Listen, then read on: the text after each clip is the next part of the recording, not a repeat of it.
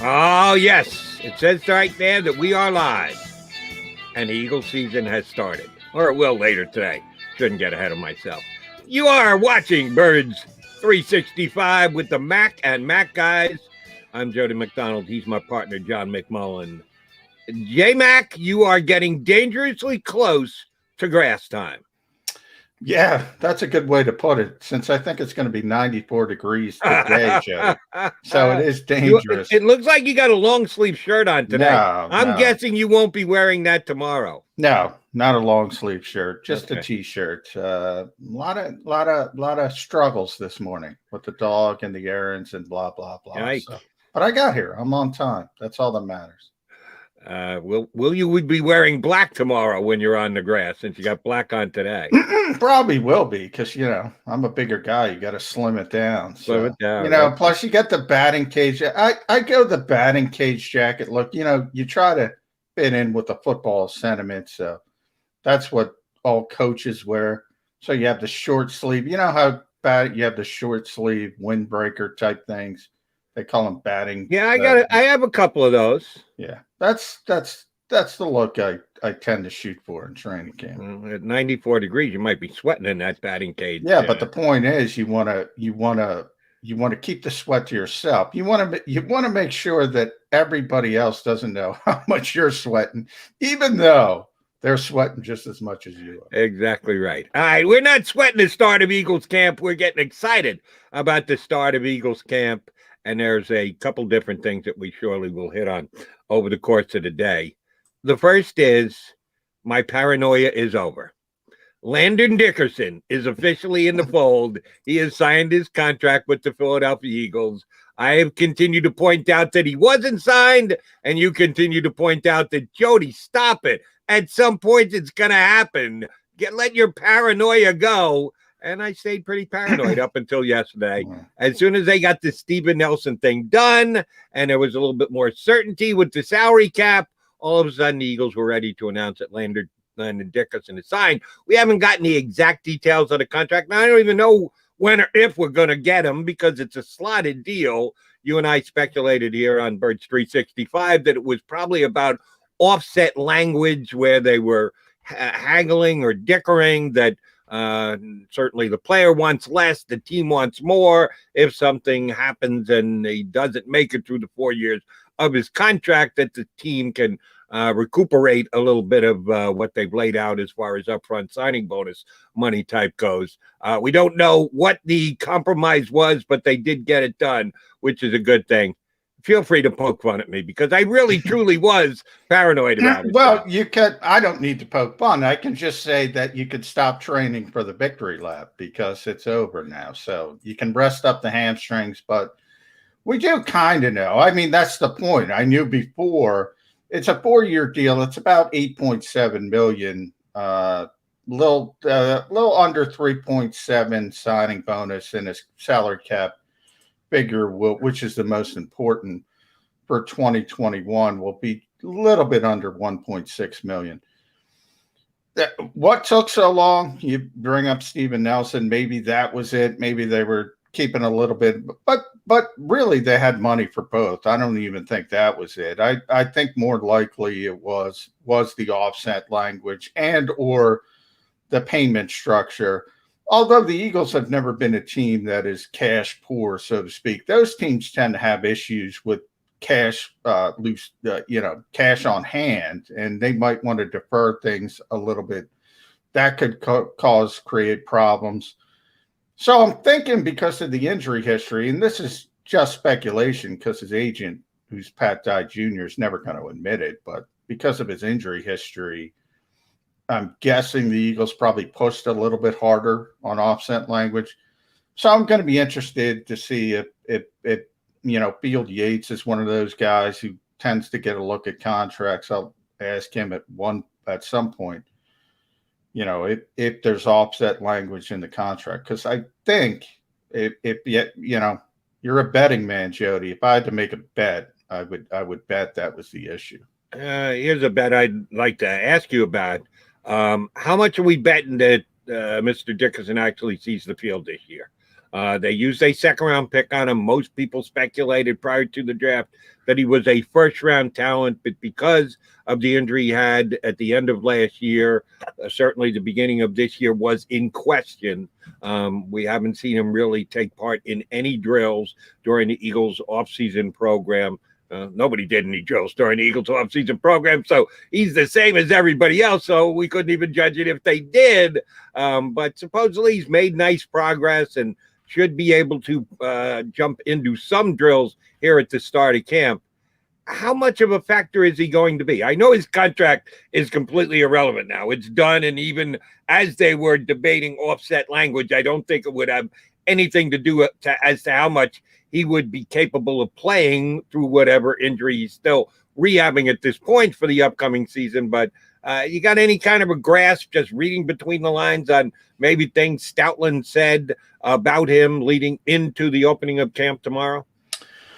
Well, the Eagles have said it's not going to be a redshirt year. So I don't know if he's going to be ready week one. Way back when they drafted, a little bit after the draft, you remember we had Dr. Jessica Flynn on, and she talked about it. Remember, he had ACL surgery in December, I believe. Might have been early January. I don't know the exact date, but it was really late in the season. I think it was December. So you'd think 9 months for a typical ACL. So you can do the math. That's going to be right around the start of the season. However, and she pointed this out, this is a 6'6", 330-pound guy. You probably want to be cautious, so maybe it's 10 months. Maybe he's not ready for the first couple of weeks of the season. But the Eagles are on record saying this is not Sidney Jones. This is not a redshirt season, so to speak, where this guy's not going to be able to contribute. And remember, we're at 17 games. You saw what happened to the Eagles' offensive line last season. You have Jason Kelce, who plays through everything, but he's getting older. How long can that continue? We know Brandon Brooks' injury history. Isaac Seumalo missed 8 games last year with a knee injury. Did he miss 8? Was it that many? It didn't seem like it. Yeah. Damn. He missed half the season. So, they're going to need him at some point, somewhere. Hopefully, from their perspective, it's only for a game or 2 or 3 or something of that nature. But I think he's going to be the top backup at every single one of those positions, every single interior line spot. He's a talented kid, man. He would have been a first-round pick if he didn't have that injury history. So, yeah, I think he's going to play at some point. Now, the plan is he's not going to be a starter until 2022. And that's what some people pointed out. Is this team in a position to take a luxury pick and wait a year? And you can have all those discussions. I think come 2022, people are going to be really happy that the Eagles drafted Landon Dickerson. Here's how I would answer anyone who asked that question about the luxury pick aspect of Dickerson. Do you believe that Brooks is going to be able to start game one? Oh, Brooks, he's completely clear. Gotcha. Do you think Jason Kelce is going to start game one? Yes. Do you think Isaac Seumalo, who also had, you told me 8. Damn, I didn't even realize it was that many. I thought it was more like 4 or 5 or 6. Missed 8 games last year. You expect him to be good to go for game one this year, right? Yes. If you've got your 3 starting inside guys all good to go for game one, then yes, you can take a luxury pick. You can do that.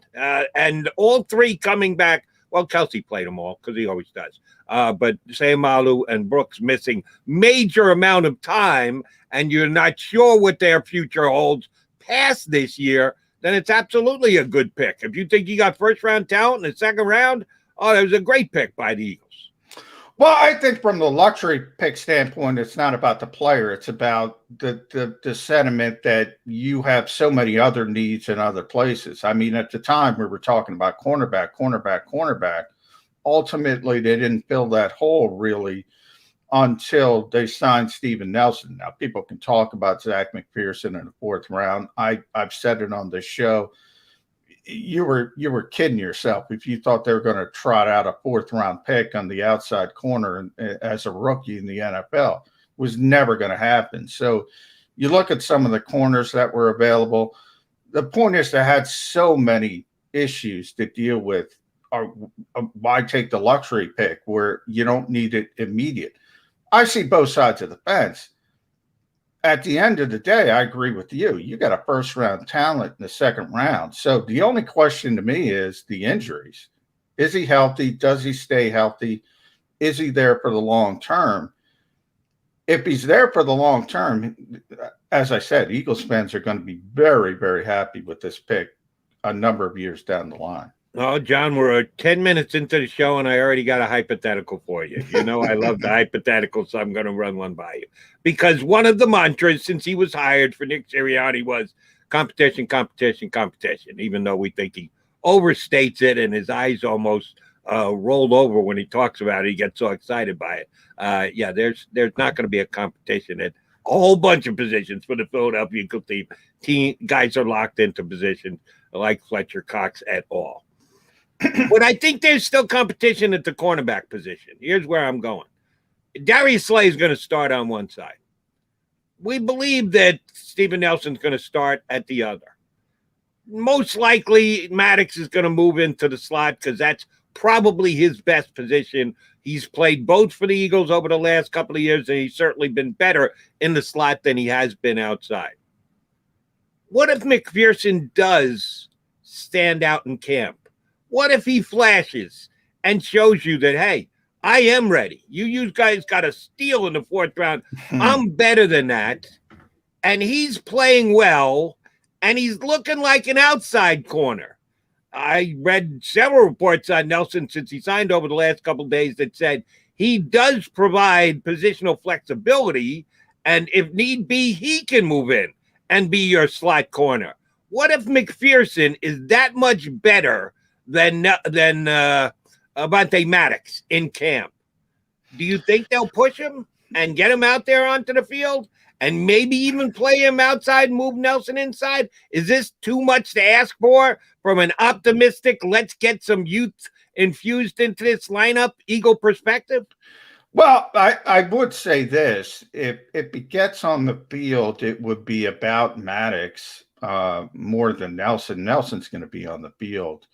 I think one of the problems with the Eagles before the Nelson signing is, I think McPherson is better suited inside to play in the slot. You do. Maddox is better suited, obviously, inside to play in the slot. Josiah Scott, who they picked up, is a slot corner.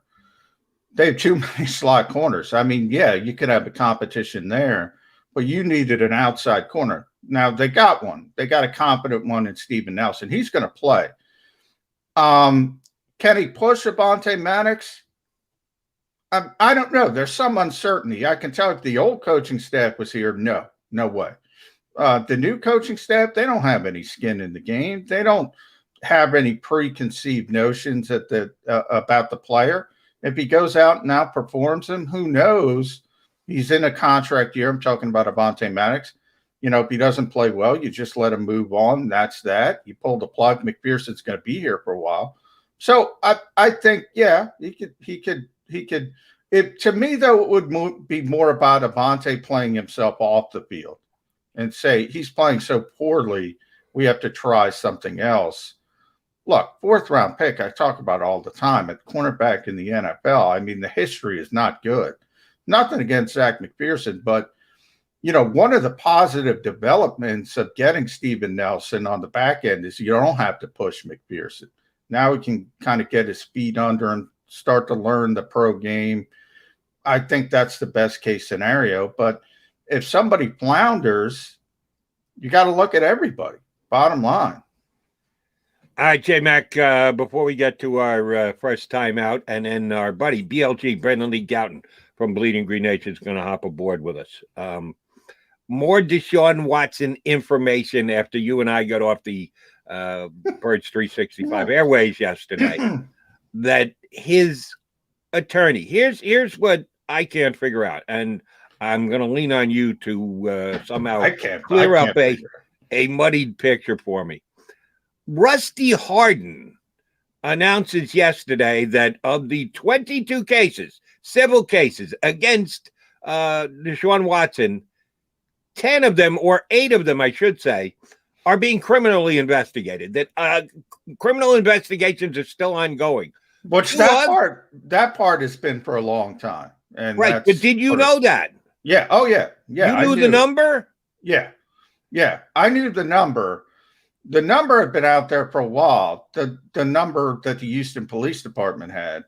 Now, it was reports. It was, the HPD is never going to confirm anything like that. Now, the problem is, because I had talked to a prosecutor around here who obviously has no interest on the case. I just wanted to get kind of a feel on what happens. He said, when you have cases like this, part of the problem is timing.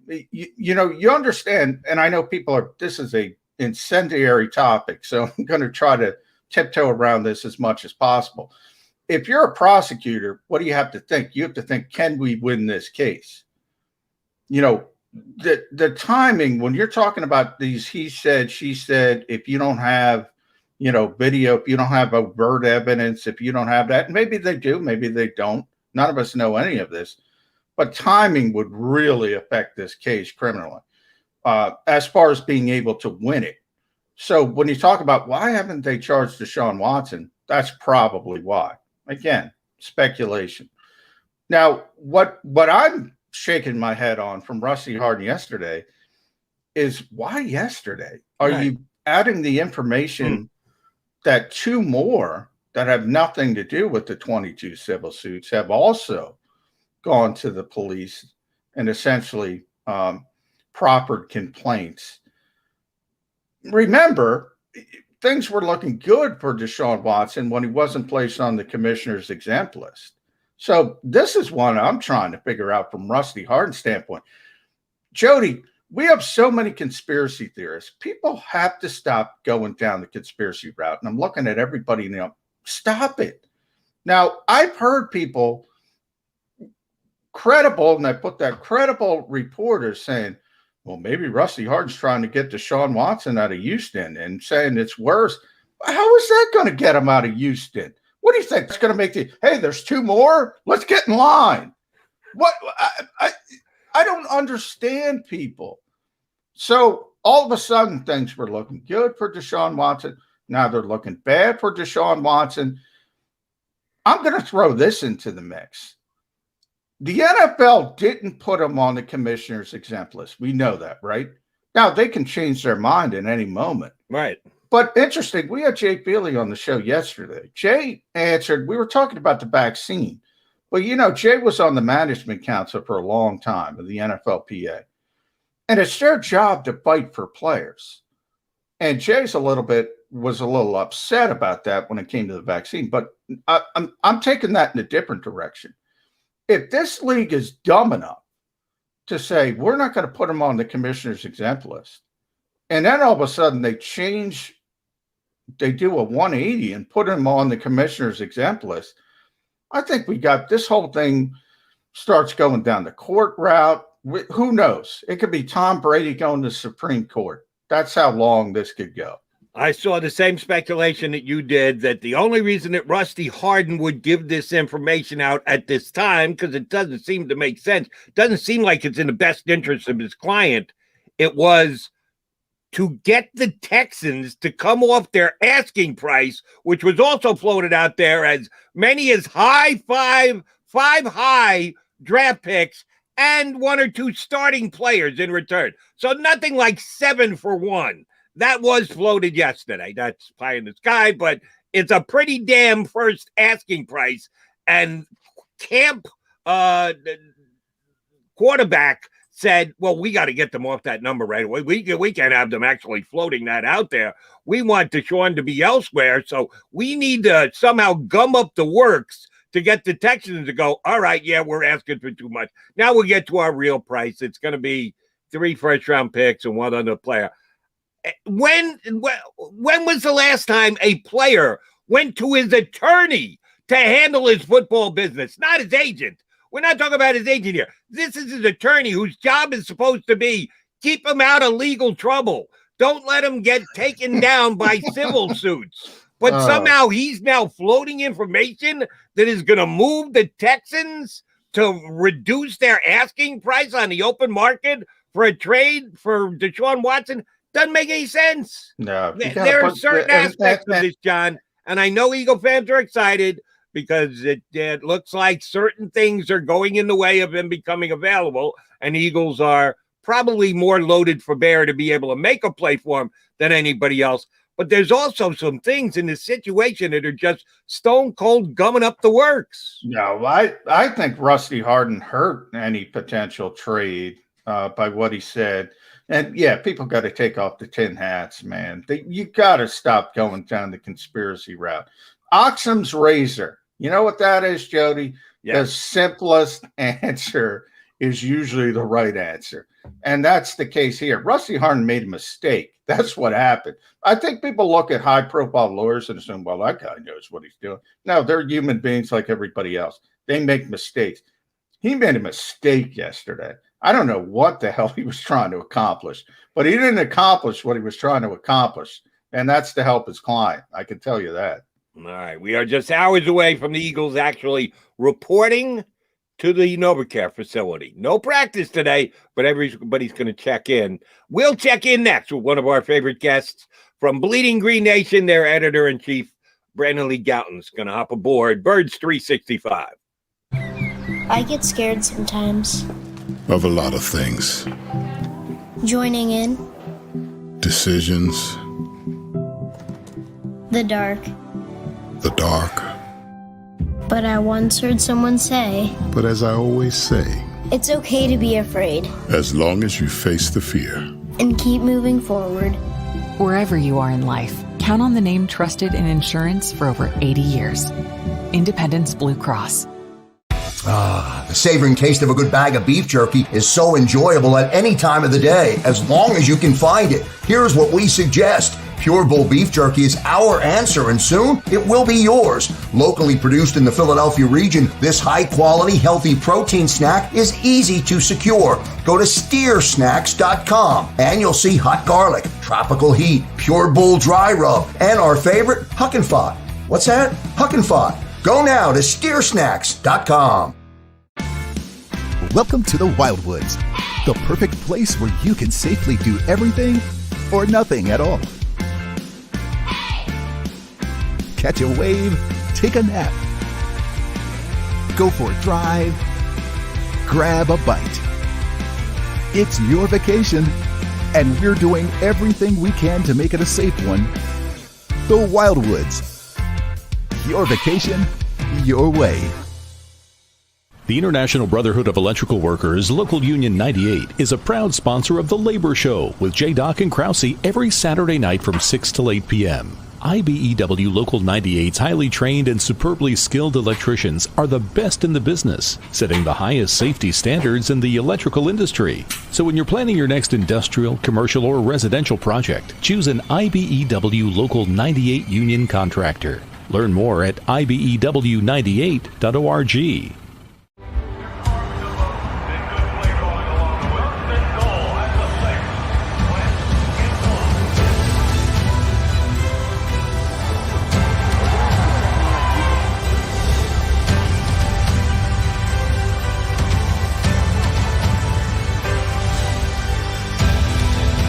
Field of life, First Trust Bank is there for you.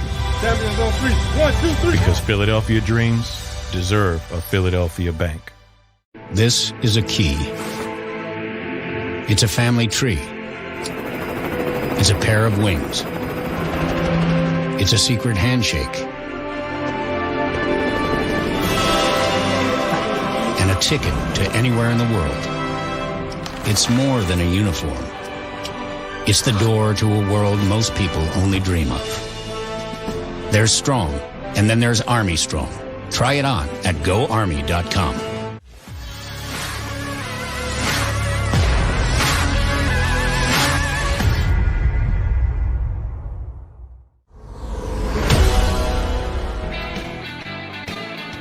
It is check-in day here on Birds 365. The Philadelphia Eagles will officially check in for the 2021 season down at the NovaCare Complex. We're going to check in with one of our favorites. Joining the show from Bleeding Green Nation is their editor-in-chief, Brandon Lee Gowton. BLG, one of the things the Eagles will undoubtedly do today is when they get their guys in, take measurements. They need the measurables for their players coming in today. After you fill out all your waivers and basically sign your life away to be able to get into the NovaCare complex, what are going to be the BLG measurements today? I think I'm checking in at 6'9", like 234, let's say. 234. Is that your top fighting weight, buddy, or are we a couple of pounds heavier or lighter than usual? That's good for me. That's down. I think my max was like 280, so I'm down. I'm doing good. I'm in the best shape of my life coming into this training camp. That a boy. I'm just why thrilled. I asked the question. I'm thrilled I got the BLG. Yes. That's what, that's what I'm thrilled about. But, the break, and I don't know what this is going to look like, Brandon, but, when there were a lot of fans at training camp, Brandon's the only guy who didn't have to worry about that because he could just look over everybody. The rest of us got to figure out where the hell to find a spot. Hopefully it's not that crowded, but we'll see when we get down there. I guess we got to talk about Deshaun Watson first, because before we get into camp stuff, noted NFL GM Rusty Hardin spoke yesterday. And while saying, oh, by the way, there's 2 extra women accusing Deshaun Watson, he also said, and I want to quote this directly, he also said teams are ready to jump now if the Texans would trade with them, even while all this is pending. There's no question that numerous teams are still interested. The ball is in the Texans' court. Are the Eagles one of those interested teams? Would they dare go after Deshaun Watson with this caveat? It's not going to be 3 first-round picks. It's not going to be 2 players. It's going to be at a discount price. Would they consider that, Brandon? I really think they would, because I think it's easy for us to sit here and say there's too much uncertainty, they can't do it, and I get that. And I think that's a reasonable place to be mentally. But I think the thing is, like, if the Texans are willing to deal him and teams are talking to the Texans, I don't think the Eagles just want to be too patient on this and potentially risk missing out on a player that I think they're going to deem a very rare opportunity to acquire a kind of quarterback of his caliber, of his talent, on this age. He's only 25 on the contract and everything. I obviously there are massive concerns and a lot to play out, but I think at some level, I think they're willing to take that risk. We know Jeffrey Lurie wants an elite passing offense. He said that earlier this offseason. And how do you get that? You get an elite quarterback. And I don't think they're going to really be deterred from acquiring an elite quarterback. All right, if this is the case, and yes, we are on Birds 365 on your website, Bleeding Green Nation, the speculation on Deshaun Watson is absolutely everywhere these days. Philadelphia, a mainstay position, but across the country, across the league, people are talking about how about Deshaun Watson? Could they get Deshaun Watson be made available? What kind of trade is going to be needed for Deshaun Watson? Here in Philadelphia, how can Jalen Hurts be expected to go out and lead this football team with all this speculation ongoing? Because last year when the Eagles drafted a second-round quarterback in the draft, it just crazed Carson Wentz, and it just absolutely kept him from being able to do his job. Are we going with a different set of standards for Jalen Hurts? Because I'd be a hell of a lot more worried if Deshaun Watson was looking over my shoulder rather than Jalen Hurts last year for Carson Wentz. You get the point I'm trying to make here, right, BLG?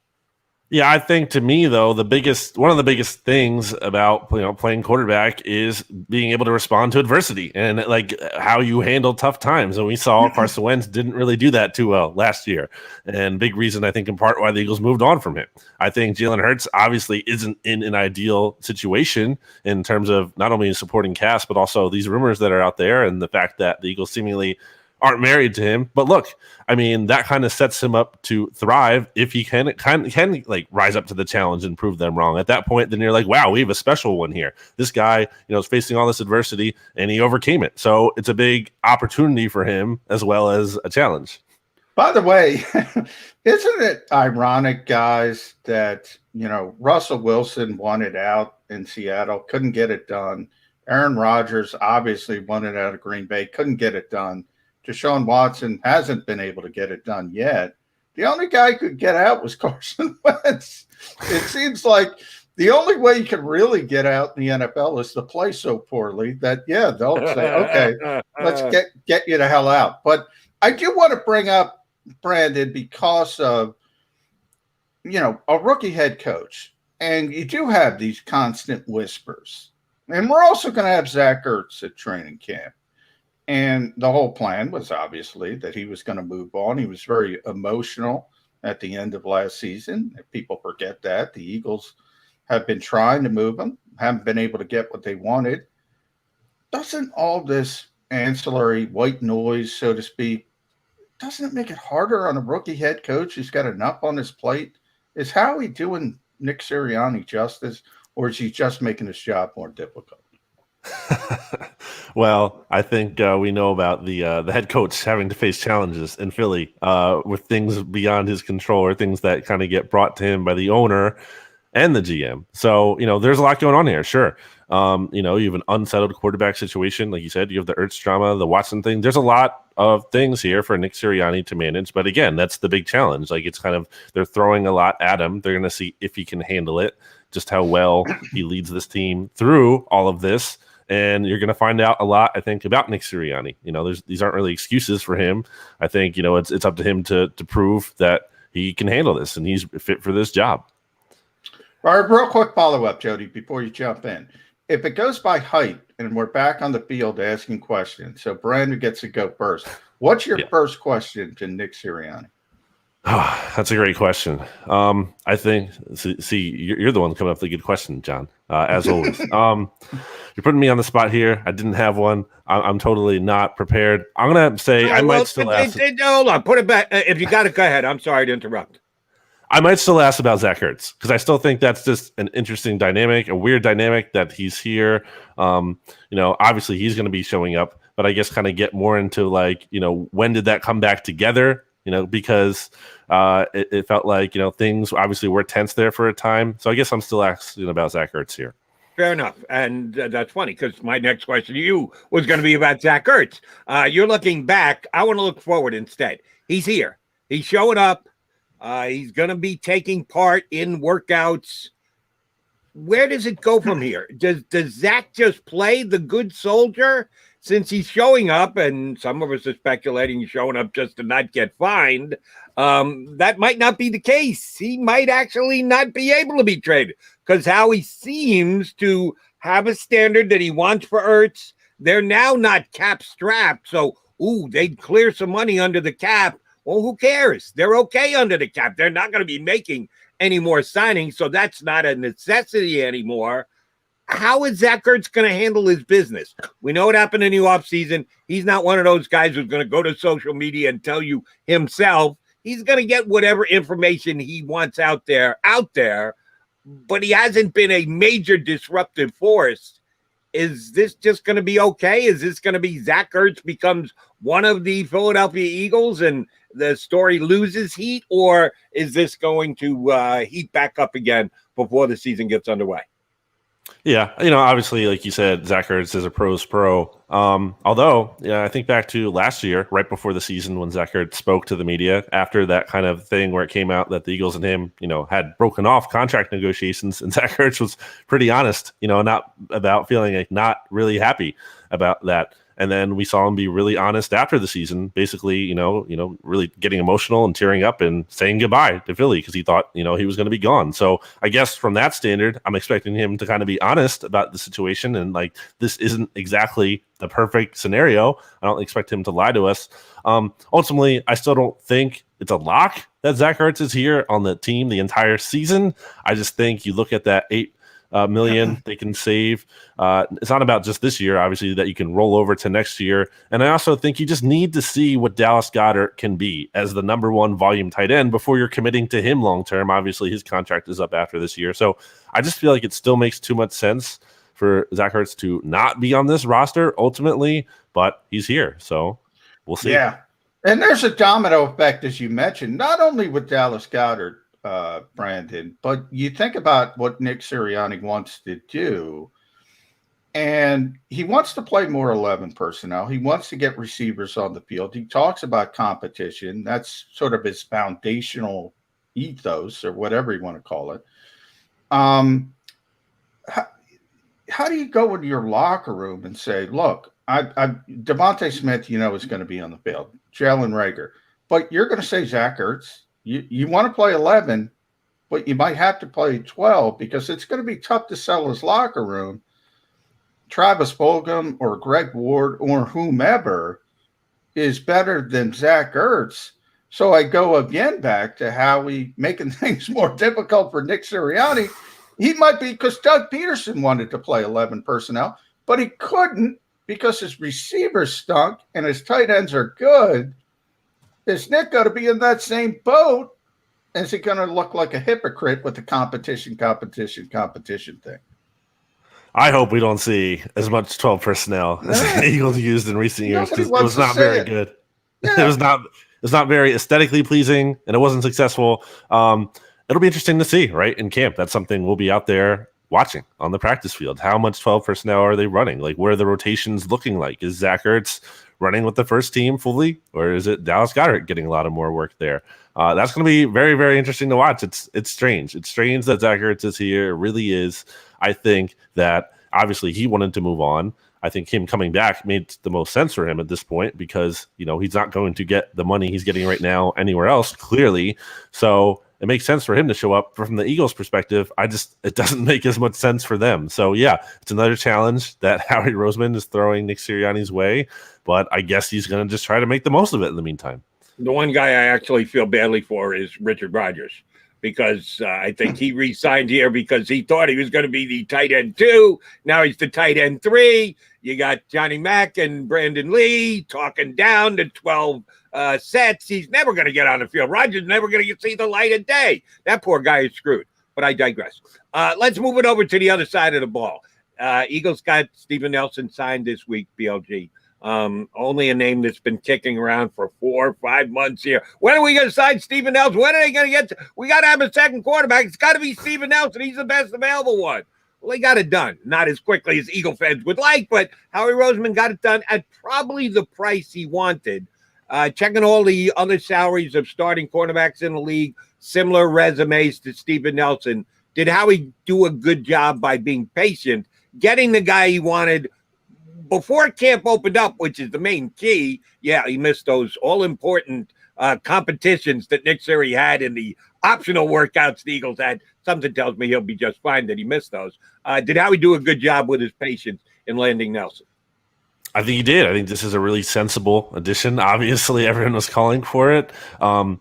I think the Steven Nelson situation was interesting because it's not like I don't think the Steelers cut him because they thought, he was this terrible player and they had to move on. It was obviously there was cap implications there. I think Steven Nelson, wanted more money. And I think in free agency, why it took him so long to sign, a lot of people are always like, oh, why was he on the market if he's so good? Well, I think in his case, he had an especially unrealistic expectation of what kind of caliber player he is and what he deserves. So, and that cost him money because he probably turned down deals that were potentially more lucrative than the one he ultimately got with the Eagles, but he was kind of waiting for, a bigger one to come and it didn't. So he ultimately had to bite the bullet and take what the Eagles gave him. So in that sense, the Eagles kind of were smart to wait it out and I think get him at a reasonable price. And I think it's a good signing. I think it kind of reminds me of the Anthony Harris deal. It's like, this is a guy who played at a pretty good level in years past, but didn't have his best season last year. So you're signing him to a 1-year deal. He fills a short-term need. And if he plays well here, then maybe he can be a long-term player for you. And it's not just Harris and Nelson. You look at it, they're probably more accomplished than the Eric Wilsons of the world.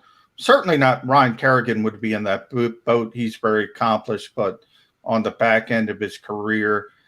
Then you have the contract guys, Derek. So you have Derek Barnett, you have Josh Sweat, you have Avonte Maddox. I don't think I'm forgetting anybody, but there's a lot of guys who are going to play that are essentially on 1-year prove-it deals. Now, for Barnett and Sweat and Maddox, it's about their contract year, but still, it's the same theme. They have to go out there and prove it. You think that's good or bad when you have guys who are sort of lame ducks and playing for their next contract? I think it's good in the sense that, obviously it's bad in the sense that you'd rather just have your core pieces locked up. It's good in the sense of where the Eagles are. I think, Jeffrey Lurie used the phrase real transition year. This is part of that. Like, they're finding out who their next core is. They don't have all those pieces yet, in part because the roster has kind of been mismanaged to some extent, and they haven't found all these, young studs to build around. But, there's a lot of prove it emphasis with those guys that you mentioned, which kind of makes an interesting dynamic this year. In theory, guys who are hungry, a lot to prove. They're going to be playing hard. They're not checking out. It's not like they've already been paid. But at the same time, you haven't signed some of those players yet because you don't feel great about them necessarily and giving them that big money. So there's a lot to figure out here. I think there's, it's not going to work out where all these guys are probably, long-term pieces, but they might find a couple. And I guess that's a win. BLG, you'll probably get from the Eagles either today or tomorrow or soon enough their first depth charts. We can all have depth charts. I got an Eagles depth chart sitting here on the side of my desk. Now, that's just my opinion as to how I would line them up. You have yours, Johnny has his. The Eagles is kind of the most important one because it's their team. How much do you look forward to getting that first depth chart, comparing it to what you think, debating it on your website? We'll debate it here on Birds 365. That is one of the fun things about camp because you get your first official impression from the team you're going to be covering all year, right? Oh, it's always fun because when the depth chart comes out, all the media reporters, I feel like we all tweet out, this isn't the official team depth chart. This is the PR department putting it together. I guess to me, the fun of it is seeing like the depth chart that we see in practices, and figuring out like who's running with which units, how often. Especially like some of the offensive line stuff is interesting to see, like who's getting this first rep, especially if someone's missing practice for some reason. So that's the kind of the real interesting stuff, I think, to get into the lineup notes that we'll be all tweeting out and writing about coming up here the next few weeks. So that's the good stuff to me, kind of figuring out how this team is shaping up exactly. And obviously that gets reflected in all the 53-man roster projections that we'll be doing. And I'll have one up on Bleeding Green Nation today and be updating that throughout training camp practices after the preseason games. All of that is always fun to me. It's kind of like, it's like mock draft season, but I think better.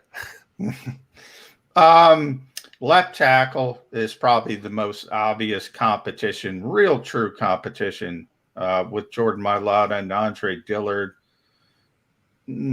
After that, what are you most looking forward to look? Third receiver, have slot corner, a lot of options there, and that Nelson's going to be on the outside. What other position are you most looking forward to get a little bit of clarity in where they're going to go? Definitely the receiver position and the rotations there, because we already talked about like the 12 personnel, the Zach Ertz of it all. Putting that aside, early in spring and the spring OTAs that we saw, which is very limited practice watching, probably about 30 minutes total, maybe, or an hour. We saw Greg Ward running with the first team. And I think Greg Ward is a nice player. He can actually catch the Jody's going to get upset. You guys keep putting Greg Ward in the box. All he's going to do is lead the Eagles in receptions again this year, and you're all going to have to eat crow. But go ahead, do it again. I'm just saying he's not dynamic, Jody. Like the Eagles need. Look, I'm not saying Greg Ward never belongs on the field, but he cannot be starting. He cannot be your full-time, one of your top 3 wide receivers. He can't be. Travis Fulgham, I know, is not without issues, but has too much talent for him to be totally behind Greg Ward on the depth chart. And I would like to see, maybe not right away. I think it's okay to have Greg Ward starting out camp and kind of make Travis Fulgham earn that job. But by the end of camp, I would like to see Travis Fulgham like playing well and earning a starting role and not seeing as much Greg Ward. I'm sorry, Jody. That's okay. I'm just going to sit back and watch him lead the Eagles in receptions again this year. Come on, you got your other guy here. Devontae Smith is going to lead them in receptions. Come on. We'll see about that. Now, Devontae Smith's going to lead them in yards. He's going to lead them in touchdowns. But actual numbers I'm telling you, Greg Ward is one of the best 4-yard receivers in the National Football League. You guys don't give him enough credit for that. All right. Speaking of competition, I will play Nick Sirianni here for a minute. Competition between guys like, maybe John McMullen and Brandon Lee Gowton. The Eagles, like I believe every other team in the National Football League, is going to have some kind of way of denoting which of their players is vaccinated and which of their players isn't vaccinated. It seems like most teams are going to go with colored wristbands. That one color would mean that player has had his vaccine, the other hasn't. Who's going to be in charge of keeping track? Are you going to be competing against each other with your notebook? Ooh, there's a yellow. There's a red. There's a yellow. Let me do some math here. See how they're actually going. Is there going to be competition between you reporters as to how many guys are or aren't vaccinated on the Philadelphia Eagles? That's going to be tracked. I can guarantee you. I don't know by who. I don't know if by me. We'll see what the exact layout is and dynamic and viewing capabilities are. There's a lot of players to keep track of. But obviously, if it's only a few who have a certain color and there are suspicions there, then that's absolutely going to be noted and it's absolutely relevant. Because, I mean, let's say, just for example, you have, 2 players at a starting position and both of them have a certain bracelet on and they're both unvaccinated. Well, that's pretty, something to note because there's a situation where those players from that same position room are both out for a game all of a sudden. And then you're starting 2 backups. Let's just say, again, like just picking a position like cornerback. Like that's absolutely relevant, I think, football-wise to note. Just a hunch, but the Eagles are too secretive. I don't think they're going to go the wristband route, but we'll see. I hope they do. I hope we are able to tell, but man, they are secretive. I think they're going to figure out a different way. But that's just the sense that I get. I want to round back to wide receiver real quick because one name we didn't mention, and it's almost August. What is it today? July 27th. Mr. August is JJ Arcega-Whiteside. Dare I bring up that name, Brandon? Is there an opportunity? New coaching staff, they don't know JJ's history. Is there an opportunity he shows up in August again and goes, that guy looks pretty good, and he's part of that equation for that third receiver? So I did a roster projection with, Jimmy Kempski here of Philly Voice for BGN Radio last week. And Jimmy had JJ Arcega-Whiteside making the team as his 6th receiver. And I can see it from the standpoint of maybe how he just keeps him around, but I can't see it from the standpoint, as you're kind of alluding to there, John, like, what are we going to learn about JJ Arcega-Whiteside this summer that we haven't seen in a training camp prior?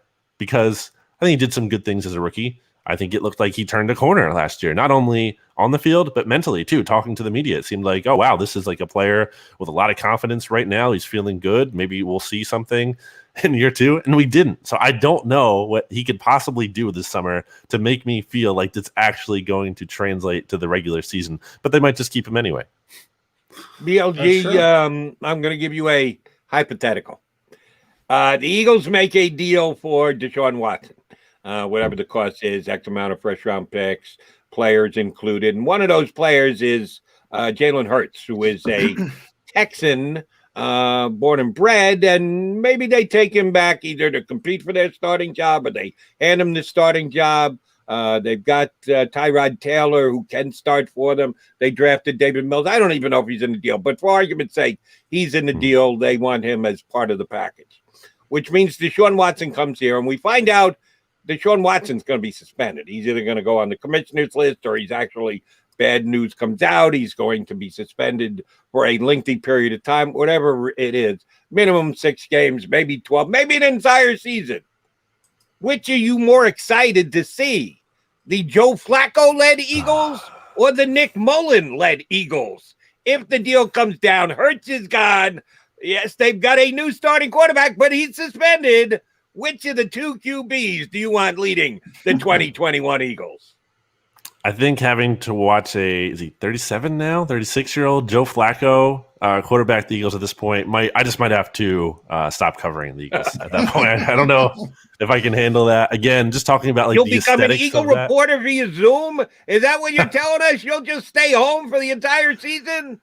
I'm just going to check out. I'm not covering the team anymore. I think if that happens, I don't know what we can possibly learn about the Eagles or enjoy about this, like, again, just from an aesthetic standpoint of watching the game if Joe Flacco is playing.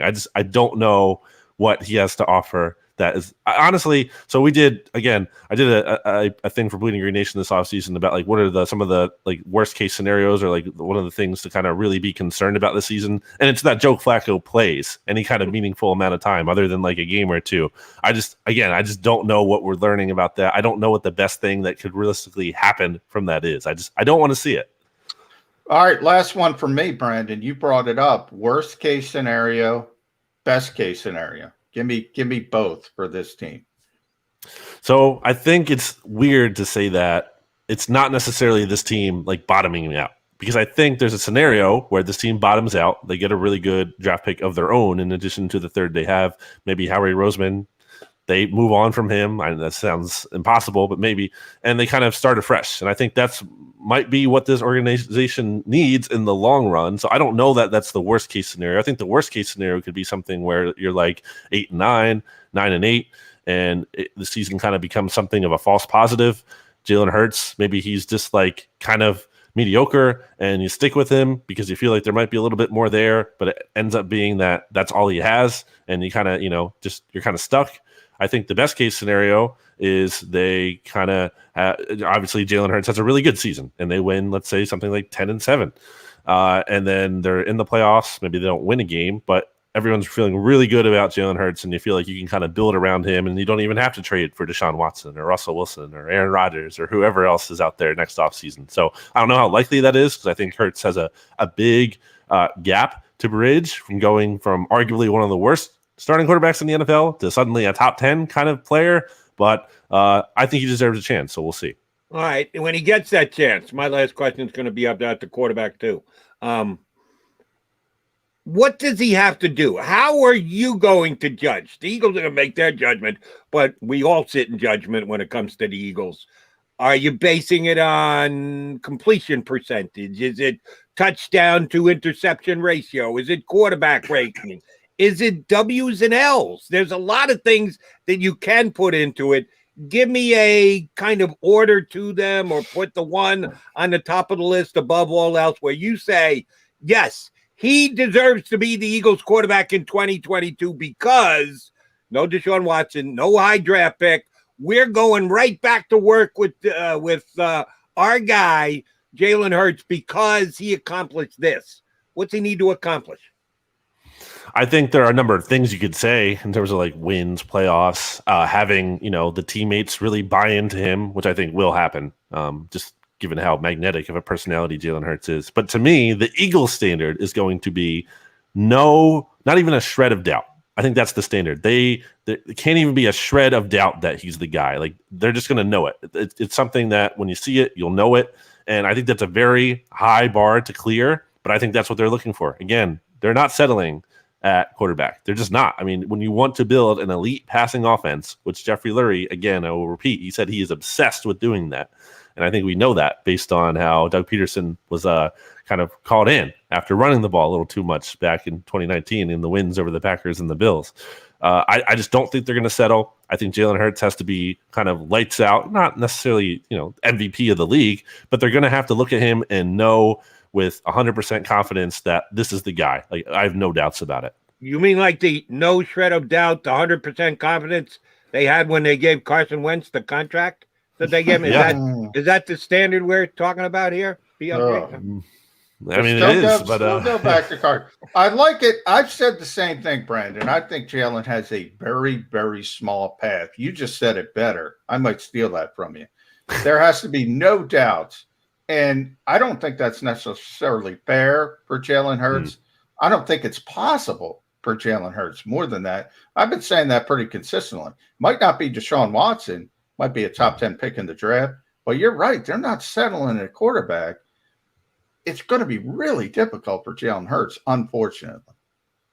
It is. It goes back to kind of what I said earlier, though, in terms of like the challenge. Like if he can kind of rise against this unfair expectation, this not ideal supporting cast, then you have a special one, and then that is someone to build around. So again, it's like a double sided sword here. It's like there's opportunity and there's a challenge, and I think I would not doubt him. Like I give him a chance in my mind mentally. I don't think it's likely that he's going to be the Eagles franchise quarterback, but again, I think there is a non-zero chance that he could forge this path and really prove everyone wrong. But again, I think the Eagles are more likely to move on from him when they can find that option, whether it's Watson or whoever. 6'8" Jordan Mailata is going to have to get up on his toes to look Brandon Lee Gowton in the eye tomorrow. BLG, feel free to get out, run a couple laps around the block, see if you can get down under that 238 that you mentioned. Always a pleasure, my friend. And I said this yesterday. Do me a favor. When you see McMullen down there on the grass, don't hit him. because he's got a shoulder thing. He keeps whining about it during the breaks. I can't afford to have him on the IL. I can't afford to have him on the pup list. If you do the fist bump thing, fine, but no bro hugs. Don't hurt my guy. I need him, okay? We're still in the pandemic. You're not allowed to do that, Jody. Don't worry. Yeah. Maybe I'll hook him up with like a sports science smoothie or something. It hurts when he goes like this. He can't even do this right now, Brandon. That's how bad his shoulder is. BLG, always a pleasure. Thanks for coming on, buddy. We'll do it again soon.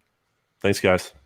Bleeding Green Nation, his website, editor-in-chief Brandon Lee Gowton, our guest here on Birds 365. All right, coming back. We still got plenty to do. I was informed that Ed Kracz is going to join us, our favorite guest, our most often appearing guest.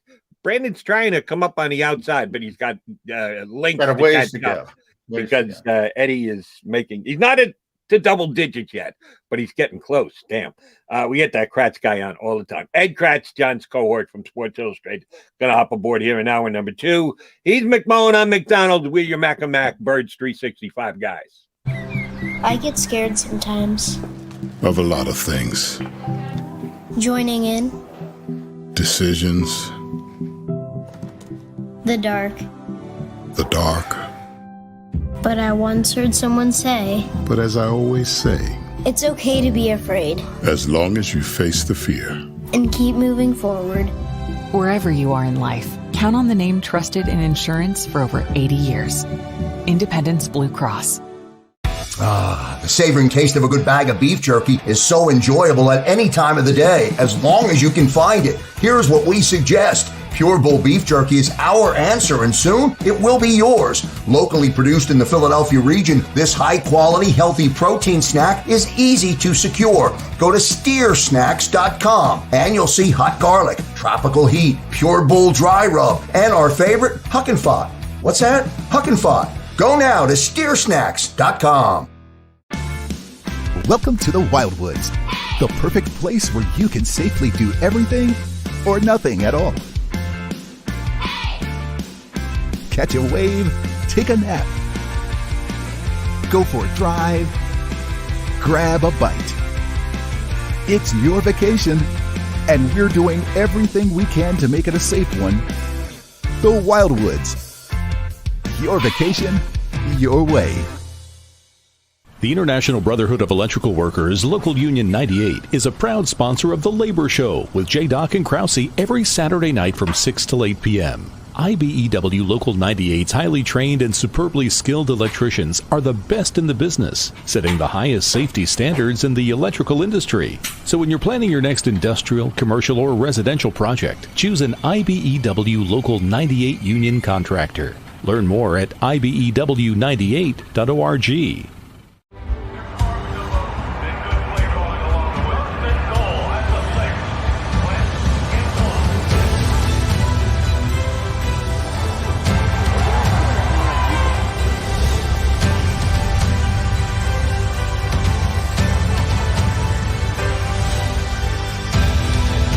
Field of life, First Trust Bank is there for you. Champions on 3. 1, 2, 3. Because Philadelphia dreams deserve a Philadelphia bank. This is a key. It's a family tree. It's a pair of wings. It's a secret handshake. And a ticket to anywhere in the world. It's more than a uniform. It's the door to a world most people only dream of. There's Strong, and then there's Army Strong. Try it on at GoArmy.com.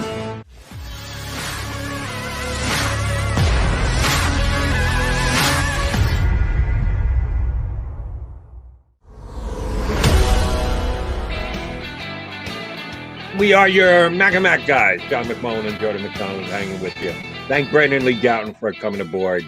I just love the fact that here on YouTube, you get these tight-fitting cameras and you can't judge height or size. All 6'9" of Brandon will be joining Johnny Mac down at camp, and I didn't even think about that. You spend grass time. I don't. I just sit here in the studio and analyze. Yeah, he can stand wherever he wants. Yeah. He doesn't have to worry about, oh, I got to get a better angle. I got to be here. Brandon, go right to the middle and say, yeah, I'll just back up 2 or 3 guys. If you're going to be 3 deep, that's not a problem because I'll just look over everybody. He is a big dude. And he's got, as they say in the game, he's got great length, Jody. Great length. And that you would think it wouldn't be all that important for a reporter, but it can be advantageous when you've got an overcrowded media group checking out the Eagles practices, which the first one is coming down tomorrow.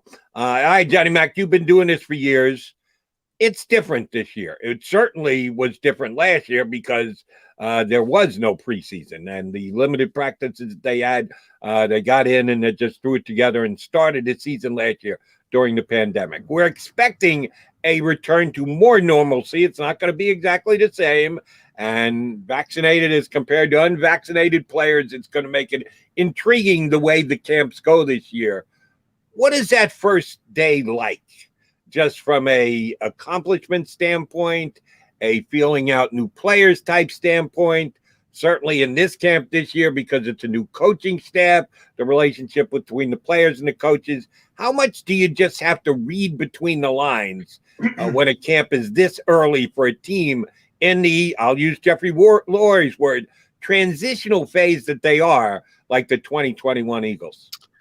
Well, you have to, especially with the new coaching staff. I mean, you get kind of a feel when a coaching staff has been here for a while. In Doug Peterson era, you know, 5th year versus first year was a lot different. You knew how things were going to be done. You knew what things mean. Now you got to learn how the coaching staff does things. I mean, day one for me, the most, and Brandon kind of said this as well, you want to see how people line up. Not only the first team guys, most of them you know, but it'll be interesting who's getting the first rep. Jordan Mailata or Andre Dillard, things like that. But you also want to see the second team offensive line. How are guys lining up? Where do they start particular guys? The wide receivers. What are they going to do? Is Jalen Reagor going to start on the outside, kick into the slot? Is Travis Fulgham? Is it going to be your guy, Greg Ward? Things like that are the most interesting part. And then you start from that baseline. And as things move on, you can see, well, if so-and-so gets more reps and he started behind, you know, they keep moving up the depth chart, and you see how the coaches are starting to see things. But with the new coaching staff, you got to learn sort of the way they do things before you understand what's going on the field. So, you know, that newness is Lane Johnson mentioned this, Jason Kelsey. Look, they had a lot of success with Doug Peterson. They weren't happy Doug Peterson got fired, but there is a natural newness and excitement for a new way of doing things. So sometimes that, you know, perks you up a little bit as well. JM, without knowing what the coach's way of doing things is, I get what you said about Doug Peterson in his 5th year. You could read into, because you'd been there at separate previous camps. That's not the case here with Nick Sirianni. Their first lineup on an offensive play, someone's going to be at left tackle. And we assume it's going to be either Andre Dillard or Jordan Mailata. It'd be really surprising if it was someone else other than one of those two. But somebody's going to go first. Is that the unofficial depth chart for the Eagles? Does that person start with a leg up? Will that be one of the first questions asked to Sirianni after practice is over? Hey, what do we read into the fact that Mailata took the first rep at left tackle? How important is that first lineup at the position? It is probably the most debatable on the Philadelphia Eagles as they open camp. I don't think it's that important. I mean, Jeff Stoutland has said it's going to be a competition. Generally, when there's a real competition, you're going to have one guy takes first team reps one day, the next guy takes it the next day, and that's how it goes forward. But yeah, I mean, who gets the first rep? And you don't even have to wait for team drills. It's really individuals. Who gets the first rep at left tackle? They're ahead. Usually you default to the guy who was there last year, so expect it to be Jordan Mailata, but it doesn't mean he's going to win the job. That's just kind of the football way of doing things. Ultimately, I think early in camp, the way it usually goes, If you're practicing the first 3 practice, Wednesday, Thursday, Friday, for instance, it'll be Mailata the first day. It'll be Dillard the second day. It'll be Mailata the third day. And you continue on and on and on till you make a decision. That's usually the way it goes with real competitions. And Jeff Stoughton has said this is going to be a real, actual competition. So that's the way I expect it to go.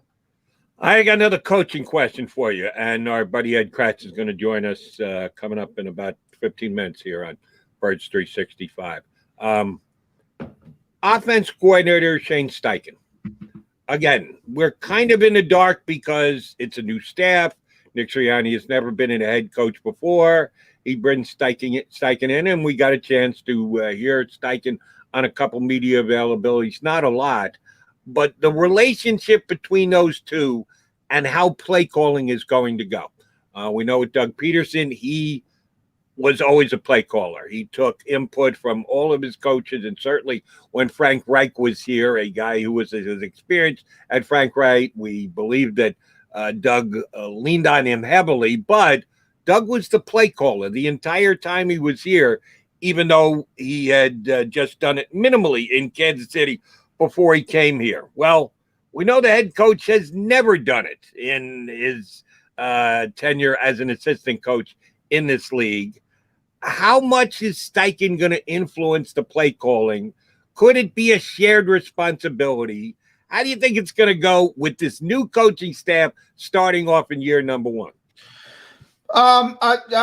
Nick is going to call the plays. I mean, I don't think it's going to be a shared responsibility. It's sort of going to be like Frank Reich was under Doug Peterson and Nick was under Frank Reich, and Shane will run the offensive meetings and Nick will sort of oversee the whole thing as opposed to doing vice versa under Frank Reich. But as far as play calling on game day, look, you take, you might ask, you might have a sounding board. It might be, Shane, it might be Kevin Patullo because he might be closer to Nick Sirianni than anybody. You always want sounding boards. Hey, what do you think? What do you think? And then the head coach, who in this case is the play caller, makes the decision.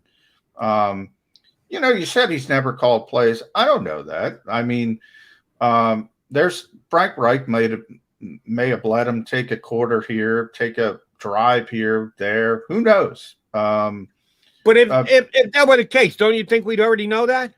Not necessarily. I mean, if Doug Peterson tried to ignite the offense and he let Taylor call some plays last year, Rick Scangarello call some plays last year, we wouldn't have known it unless he told us. So, I mean, if you don't want to tell us, we don't know.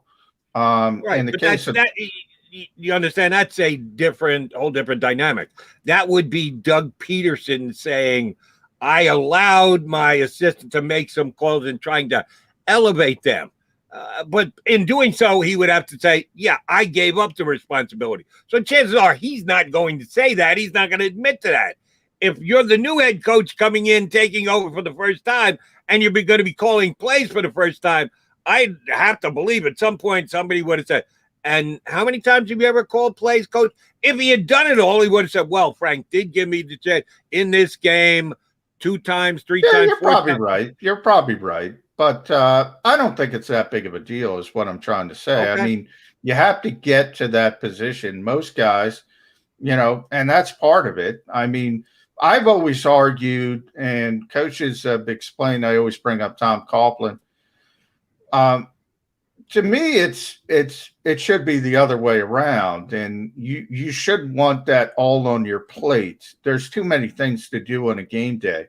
I'd rather have a CEO coach. I talk about it all the time, and where you could step in and say, no, this is what we got to do, as opposed to being bogged down with play calling.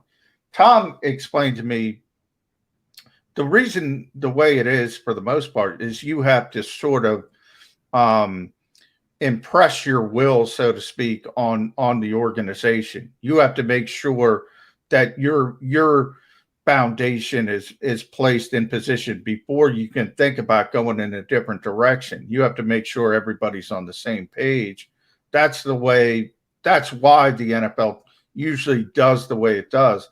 I personally think, and I'm very consistent about this, I would always rather have a CEO coach. I don't want a head coach bogged down with play calling. I always bring up Sean McVay when he started in Los Angeles. Sean McVay would go to the sidelines and not pay attention. He would go to the bench and not pay attention to the defense because he had nothing to do with the defense. I don't like that. Nor do I.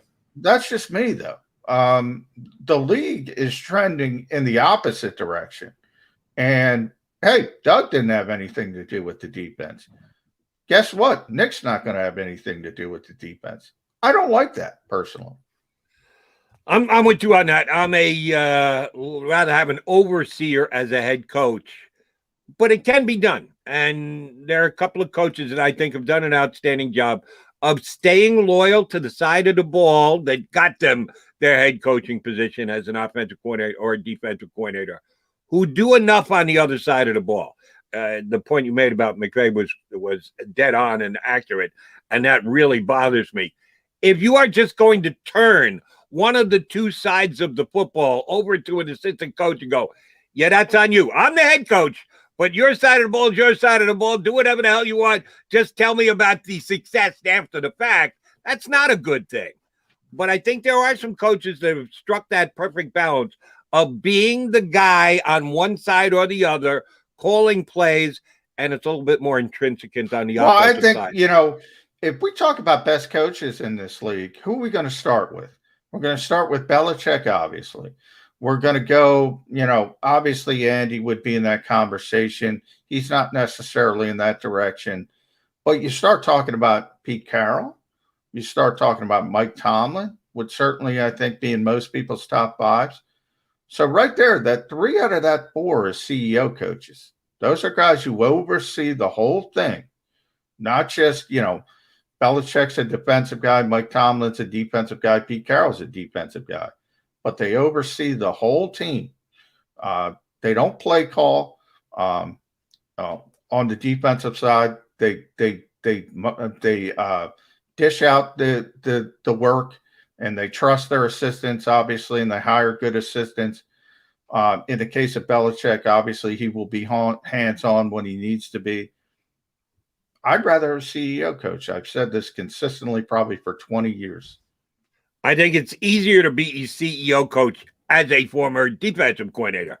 I just think that's easier. When you're a play caller, you're a play caller. And I knew exactly where Doug was coming from last year, because I would say last year was the first time in his tenure here as an Eagles head coach that he felt the pressure on his play calling responsibilities, that members of the media, tough question guys like, John McMullen, would ask him, are you considering giving up the play calling? Are you considering sharing the play calling? I don't think Doug faced that question. He didn't year 1, and year 2, they went to the Super Bowl, so nobody was asking about it. And I don't even think year 3 or year 4. Last year was the first time, with any true sincerity, people asked him about, would you consider not calling plays and passing that responsibility along to somebody else? Play callers call plays, and that was basically Doug's answer. I kind of look at that as my responsibility. I'm the head coach. I came in as a play caller. That's what I'm going to continue to do. Until they tell me my services are no longer needed, I'm going to call plays for the Philadelphia Eagles. And I like the fact that he defended himself and his way of doing things. The biggest knock I had on Doug was, that he just turned the entire defense over to Schwartz and said, that's your baby.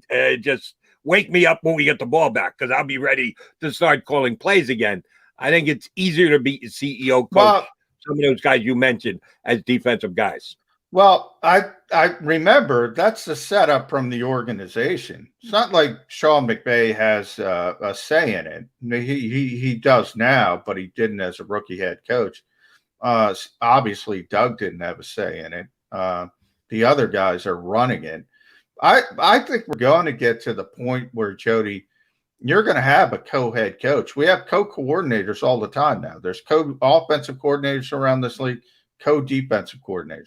I think you're getting to the point where you're going to have co-head coaches, and people are going to say, this guy's offense, this guy's defense.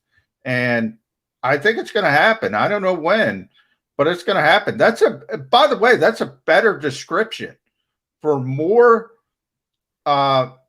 cities, more teams than not do it that way. In other words, you have an offensive guy and you have a defensive guy, and one is labeled as the head coach, but he only does one thing.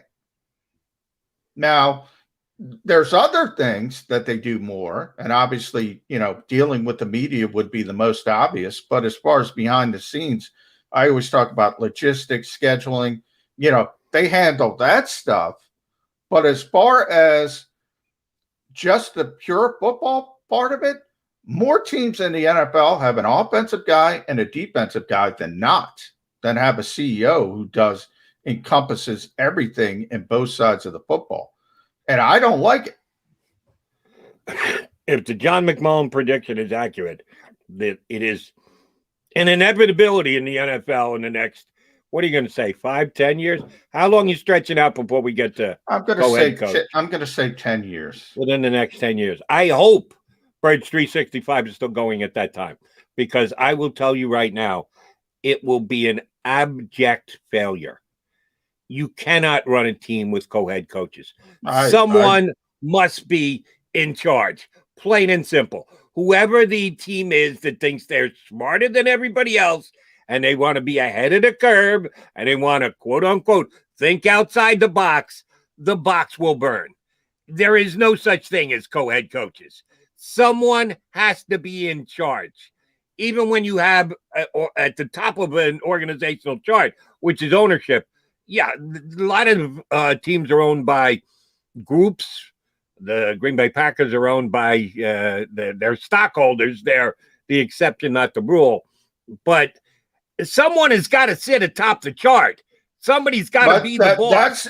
Somebody's got to be the guy who runs it. But Jody, excuse me. Jody, you're bringing up a good point. That's the reason it exists, because somebody has to be held accountable. But they're not really in charge. In other words, they're being held accountable for something they have nothing to do with. So you're making people. I always joke about the Eagles. One of the big problems with the Eagles being the head coach, you have to talk about things that you have no control over. Sometimes it's just football. Sometimes it's. I always bring up the White House trip. It was Doug Peterson who had to go up there and talk. Had nothing to do with it. Had nothing to do with the decision. Had to go up there and talk about it because somebody's got to be accountable. He's not accountable. We would say, if you go back to all the press conferences, occasionally Doug would get the occasional question about the defensive side of the ball. Behind the scenes, we'd go like, what the hell are we going to ask this guy about defense? He's got nothing to do with it. So you could say somebody's got to be accountable, but he's only accountable because he's standing up there and talking about it, when in reality, he's got nothing to do with it. So that's why I say, in a lot of ways, it would be a better description to have co-head coaches, unless you have a CEO coach, which is what I advocate. Always advocate. And by the way, all those CEO coaches, they're in charge of both sides of the ball. Yes. They're in charge of both the offense and the defense. And that's why I think things flow better. So if that's the case going forward, then an NFL team actually believes that is the best way to handle things, to have someone in charge of separate side and be equally accountable, will blow up in their faces. Guaranteed prediction from your buddy, the Mac. Well, it might I will say, go back to Sean McVay's rookie season. If you had him on one of your radio shows and asked him a question about the defense, I mean, you might have asked him that because he's the head coach, but he has got nothing to do with it. Literally nothing to do with it. So that's what I'm trying to kind of get out there, is that somebody can be held accountable, but they're not really accountable because it's not up to them. That's all I'm trying to point out. Right. But even all those CEO coaches that you rattled off, they started on one side of the wall. When they got their first chance as a head coach, they were in charge of one side of the ball. Their success gave them gravitas enough that they could say, all right, well, I'm going to step back here and put someone in place. But, oh, by the way, I'm still in charge of the side of the ball that I was in charge of. And now I'm in charge of the other side as well. I'm just not going to be the hands-on guy. And that's why I bring up Copeland, because I think it's counterintuitive. You're right. Team, you have to get there. I'm saying teams, if teams want to think outside the box, start there. Start there. It's a better way to run your organization. That's what I'm arguing. Hire the right guy, hire a leader, hire a CEO coach, start there. Don't make him prove something. Let him run the organization. That's what I'm saying. Johnny Mac, Jody Mac, your Mac and Mac guys here on Birds 365. All right, quickie timeout. We'll get our buddy Ed Kracz to join us as we're that much closer to the start of the 2021 Philadelphia Eagles season here on Birds 365. I get scared sometimes. Of a lot of things. Joining in. Decisions. The dark. The dark. But I once heard someone say, But as I always say, it's okay to be afraid. As long as you face the fear.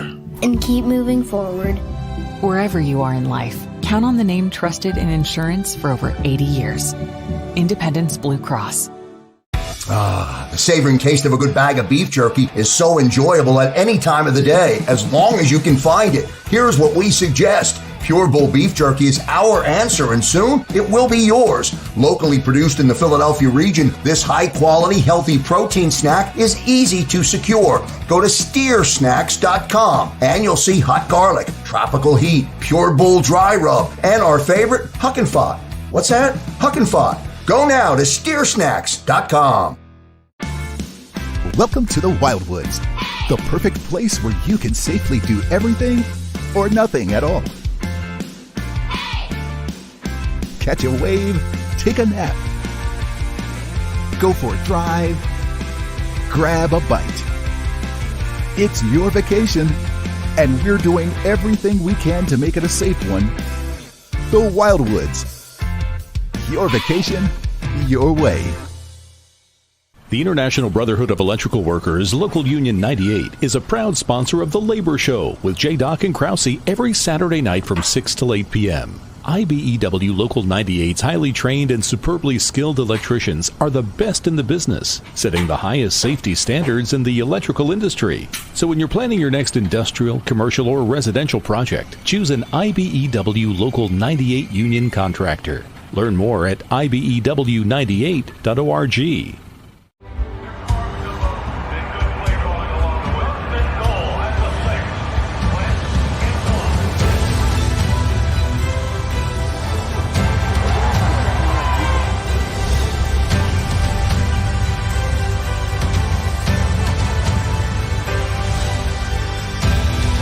On the field of life, First Trust Bank is there for you. Champions on three. 1, 2, 3. Because Philadelphia dreams deserve a Philadelphia bank. This is a key. It's a family tree. It's a pair of wings. It's a secret handshake. And a ticket to anywhere in the world. It's more than a uniform. It's the door to a world most people only dream of. There's Strong, and then there's Army Strong. Try it on at GoArmy.com.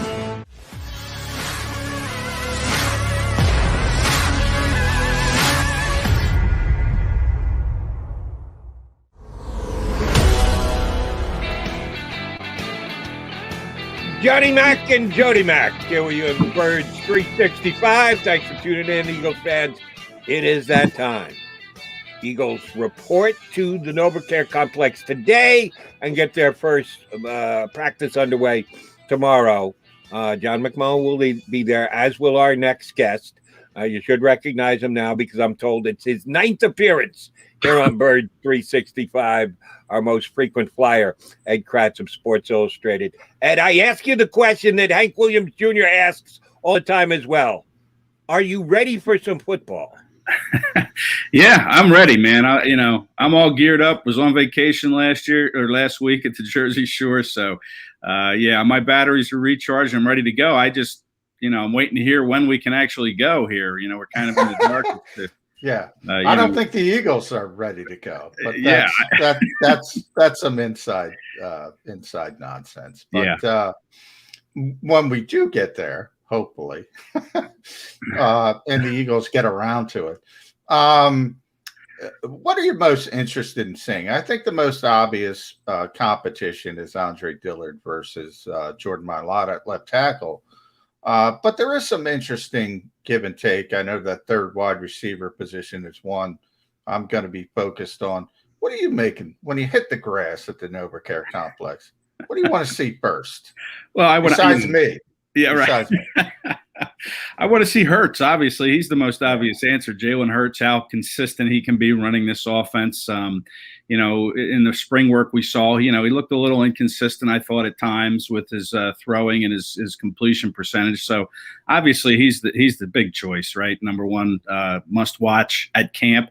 But I'm kind of interested, after the Eagles signed Steven Nelson, giving them their cornerback too, and allowing Avonte Maddox to play in the slot, which is more of a comfortable fit for him. But I'm wondering if Maddox is going to stay in the slot, and they won't try to make him a free safety, especially with Rodney McLeod's rehab from an ACL still kind of up in the air.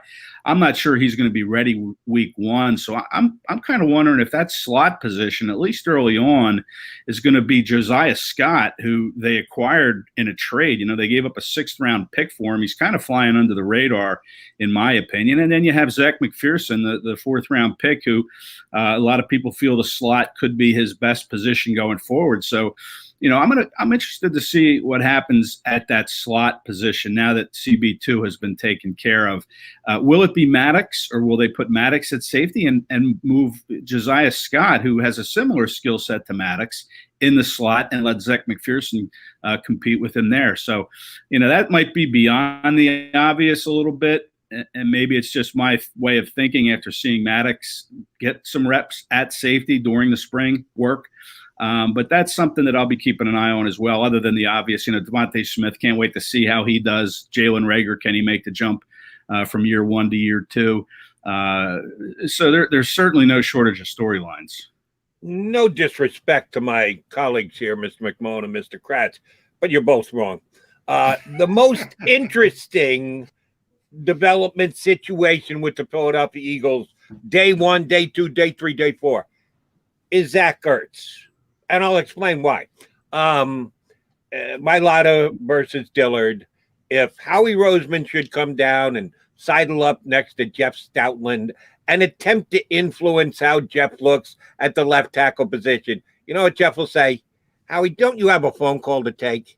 Just get off the field. He's not going to be afraid to tell Howie Roseman, I'll decide how the left tackle position is going. If Howie sidles up next to Nick Sirianni and says, Nick, how many plays do you think you're going to be in? 12, 11? Well, it'll be yes, sir. No, sir. Whatever you suggest, sir. I will certainly take under advisement, sir, as a first-time head coach. How Zach Ertz is usually going to be decided by a whole bunch of people, not the left tackle position. The defensive position, who's going to be at the slot and who's going to be at safety? That's a little bit more interesting with Gannon. I'll give you that, but I think it'll purely be Gannon's call because there is so many varying and different opinions on Zach Ertz and how much the Eagles are going to use 2 tight end sets. I think that's the most interesting thing in camp. Yeah, it's weird with Ertz. I mean, I think we've been conditioned, all off season, ever since we saw them after their final game in January. Him and Kelsey and Wentz gathered at the, the 50-yard line, looked like they were saying goodbye. So I think we've all been conditioned that Zach Ertz isn't going to be part of this team. And, I know Howard Eskin came out and reported what he reported, that, Zach has moved past these issues. I've been told otherwise, by a pretty good source that's pretty close to Zach Ertz, that no, these issues have not been moved past. He still very much wants out of Philadelphia. So it's interesting that he'll report, and knowing Ertz being the consummate pro that he is, it'll be interesting to see his body language when he's out on that field. Like you said, will he be sidling up to, the left tackles or Roseman and whatever? But it's going to be interesting to see his body language and how he attacks camp. And certainly if he gets injured early in camp, that's going to put a whole, different spin on what his future is going to look like too. So you're right, Jody. I mean, that, Zach Ertz is somebody that needs to be paid attention to here without question. And maybe he is close to the top of that list of players to watch. It just seems that we're conditioned to think that he's not going to be here. And I still don't think he's going to be here, but it's absolutely something that needs to be watched early on in camp. Yeah, you bring up an interesting point. Well, one, Ed, he's not going to be sidling up to Howie Roseman. I'm going to make that prediction right here. But, I think it was Andrew Brandt was on our show, and he said, remember, I think Howard was putting too much into the fact that Zach was working out at the facility, because you can't have contact with the coaches and the personnel. You can't talk football. So he's just going in there to get his strength work done, his conditioning work done, and leaving, and nobody's bothering him. He's got to show up because of the fines. The fines can't be waived. So Andrew said maybe they have him show up and not practice, so he's not fined. But you bring up, if he gets hurt, any potential trade is out the window. People talk about injuries elsewhere. What if there's an injury in Buffalo or Indianapolis or Jacksonville, on and on and on. You bring up a good point. What if Zach gets hurt? That only trade is off. That's what happened at the trade deadline last year. So we could see Zach Ertz being there, but not being there. In other words, not practicing, just being there so he's not fined. Do you think that's a potential scenario? Well, if they do that, then clearly, they're going to trade him. I mean, it would be hard for me to just see the Eagles sitting him on the sidelines and not doing anything and kind of putting him in bubble wrap. That would tip their hand that, yeah, we want him out of here. The better solution would just be let him stay in his hotel room and not show up at all. But yeah, he's here. He's not being fined $50,000, but we're just going to keep him in bubble wrap. I mean, they need to come out and admit something. If he's out there and he's participating in all these drills, the 7-on-7s, the 11-on-11s, then you do run that risk of him getting hurt. And then what happens? It's really a game of chicken. Howie has played all off season long as to who's going to bite first, or who's going to blink first, I should say. Will it be another team that's willing to meet his asking price? Is it unfair to Ertz? He's given so much to this team for the last 8 seasons. Yeah, probably is a little unfair, but listen, it's a business. We're seeing it with Aaron Rodgers in Green Bay. And we're seeing players report because of this $50,000 fine hanging over their heads. We saw Xavier Howard report in Miami. He's unhappy over his deal, but there he is in camp because he doesn't want to get hit in the head with a $50,000 fine. Same with Deshaun Watson. He has to report to Houston, doesn't want to give up that $50,000 a day. And the same with Zach Ertz. But we'll know early on exactly, I think, what the Eagles' intentions are with Ertz. If they're throwing him out there for every single play and every single snap of practice, then maybe he's going to be a part of this team. I don't know. I mean, it's just really an amazing, bizarre situation with how this has been handled from the start, I think. And I think I ran this question by Zach Berman when we had him on yesterday. So let me run it by you as well. 2 Eagle draft picks from last year, neither of which contributed much to the 2020 Eagles for varying reasons. But certainly in year number 2, you'd expect them to be more advanced and able to contribute that much more. Davion Taylor was taken in the 3rd round at linebacker, and Kayvon Wallace was taken in the 4th round at safety. Which of those 2 is actually going to produce more on the field this year, would you predict? Oh, boy, I would have to probably say Kayvon Wallace at this point. I think they're going to play him a little bit closer to the line of scrimmage, maybe even kind of a linebacker role, maybe a little bit of what Malcolm Jenkins did, kind of try to play him in different positions. But I think Kayvon Wallace, just based on, the experience he's had in playing the game, Davion Taylor, you wonder what his instincts are like. You wonder what that jump's going to look like year 1 to year 2. I mean, he's a guy that didn't play much high school football because of his Seventh-day Adventist beliefs. Friday nights, they're usually the time they worship, so he couldn't play. And then he goes to a community college. So, I wonder, he's certainly one of the best equipped linebackers they have in terms of the physical skills. He's fast. He can, he's rangy. But what are his instincts like? That takes time to develop. So if I had to pick between who I think is going to get the most snaps, I'm going to have to say Kayvon Wallace at this point. And Davion Taylor, he really has some work ahead of him to get into that rotation. When you look at, Eric Wilson was brought in, Alex Singleton really, splashed on the scene last year. And then, TJ Edwards is still here. So I think he's got a little bit more, leapfrogging to do with players to get onto the field. But Kayvon Wallace, I think there's a path for him to see some snaps. Linebacker's interesting to me, Ed, because what are we going to see from Jonathan Gannon? Everyone looks to Mike Zimmer in Minnesota. Everybody looks to Matt Eberflus in Indianapolis. And, those guys have Anthony Barr and Eric Kendrick and Darius Leonard, these really athletic, movement-based linebackers. Zimmer, we always he sugars the A-gaps. He puts them over the center. You have to stand up the overload blitzes. Maybe Ryan Kerrigan fits in there. Can Alex Singleton and Eric Wilson, who was obviously in Minnesota and made plays, but he also, people don't realize, was really bad against the run. Can they run that type of defense with those two linebackers? Do you almost have to throw a Davion Taylor into the deep end of the pool if you want to play like that?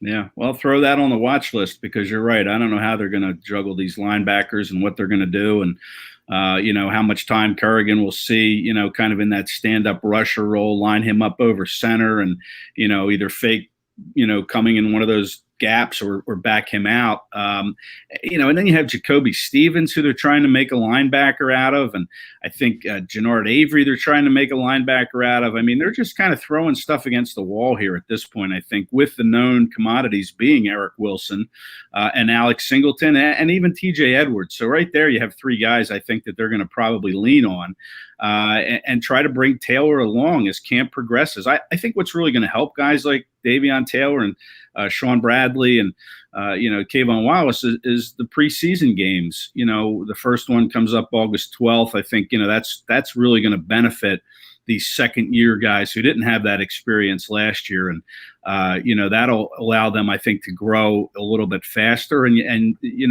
certainly Taylor was a third-round pick. You better hope he grows fast. But right now, I just don't know if there's going to be a role for him early on. He's going to really have to play well through camp and then in the preseason games. All right, Ed, I've got a watch list question for you as well. Anytime you change coaches, you're going to hear the phrase tossed around, creating a new culture. That's the job of the new coach. He needs to change the culture. He has to have his own culture. We have to find out what his culture is going to be. We start to get inklings the first time he steps in front of a mic when he's introduced. With this head coach, it wasn't necessarily an award-winning performance, but he has certainly improved since. You guys got to get a little bit of a glimpse at some of the off-season, non-mandatory work that the Eagles got in, more competitions and fun than actual football work, but it starts in earnest tomorrow. What are the things you're going to be watching for that is going to tell you what kind of culture the Eagles are trying to put in place with this new Nick Sirianni staff? Well, I think commanding the team and his presence in front of the team is going to be very important. And we saw a little of that in the spring where, he seemed to have the players' attentions, and the players certainly talked about that when we got to talk to them on Zoom. I talked to Jason Kelsey down in Sea Isle City when he was the guest bartender there on June 30th. We talked about Sirianni quite a bit, and Kelsey usually doesn't sugarcoat things, and he likes the approach. Now, he brought up a good point is, what's he going to be like when adversity strikes? What's that culture? Will that culture be able to kind of cement itself where they can overcome adversity rather seamlessly, in terms of injuries, maybe guys carping about playing time, that kind of thing. But, there is going to be adversity. It's all well and good to do your competition mantra, your rock, paper, scissors, your free throw shooting, ping pong games, whatever it is. But, what's his in-game adjustments going to look like once that happens? How is he going to coach the game? That to me is very important. And as far as the culture goes, I just think he needs to kind of be able to act like a leader in front of the team. And I think we've seen that. He wants guys to play for each other. He doesn't want any selfishness on this team. He wants these guys to bond together. So when they're kind of in this foxhole, so to speak, that they'll play for each other. I think that's what the culture that he wants to instill is, and that's well and good. But let's see if he can coach. Let's see if he can make adjustments. Let's see his staff. What can they do? I want to see Brian Johnson working with Jalen Hurts and trying to develop him, the quarterback coach. And we saw Nick Sirianni in the spring kind of go to the different positions. He was with the running backs, he was with the receivers, he was with the quarterbacks. He was all over the place with the different position groups. And I like that. I like when a coach is involved in every single position and not just kind of anchored to the quarterback position. He's going to have a big say in what the quarterbacks do and the plays they run. But I like that he's involved. He's with every position group, so he knows exactly what's going on with each player and each position group. I think that's going to be a thing too, is he's going to show that he cares about these players. In turn, you hope that they care enough about him to play hard for him week in and week out, practice in, practice out every single day. All right, devil's advocate to that, Ed. Your quarterback is a second-year player with 4 career starts. You have a history with quarterbacks. He's coached quarterbacks, and I'm talking about Nick Sirianni. He's an offensive guy. He was brought in to be an offensive head coach, obviously a play caller. Shouldn't he be anchored to the young quarterback? Shouldn't he do everything humanly possible to get Jalen Hurts? Because let's be honest, that's the most important part of it all. And we have a lot of uncertainty at the most important position. Yeah, see, to me, a good coach is someone that delegates and who trusts his assistants. And, yeah, it's important for him to be part of what's going on with the quarterbacks. And he very well will be, I'm sure, behind the scenes in the meeting rooms, in the film room, whatever it is. But on the field, I kind of like when he turns it over to Brian Johnson and Shane Steichen to kind of work what they're supposed to be working on. He needs to trust those guys. He needs to delegate authority to those guys. And that allows him time to move around the position groups, because an offense is like this great symphony. You need all 11 parts working in unison to make it run. It's not just about one guy. Yeah, it's an important position, the quarterback, but you need to know, the receivers need to know where they're going on the field. They need to know how to run routes. It's something that really kind of we didn't see a lot of development at that position the last few years. So, I have no problem with him working his way around to these different position groups, because I think he needs to be involved in all aspects so he knows what's going on.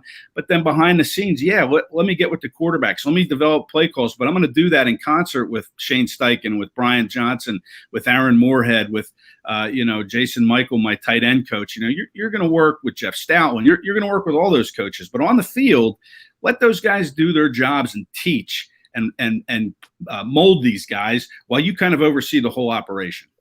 All right, Ed, here's one of my concerns for this upcoming season, and you tell me whether it's meritorious or not. And it's not something I'm concerned about with tomorrow or the day after or the first week of practice or the preseason. It doesn't really kick in until the season itself kicks in and they start playing on Sundays games that count. And that's the quarterback, Jalen Hurts. As John has pointed out, we have Brendan Lee Gowton on earlier. He certainly stated, I tried to tie him down. I couldn't even do it. To find out what Jalen Hurts needs to accomplish to do here in this year so that McMullen, McDonald, and Kracz stop talking about Deshaun Watson, that we're not constantly coming on and say, did you see the game that Sam Howell had for North Carolina this year? Oh, my God, the Eagles are going to have a high pick, and I'd love to see him in Midnight Green. We all know what Jalen is facing coming into this year. We just don't know what he's going to need to accomplish to be the starting quarterback in 2022. He's got his own thoughts on that.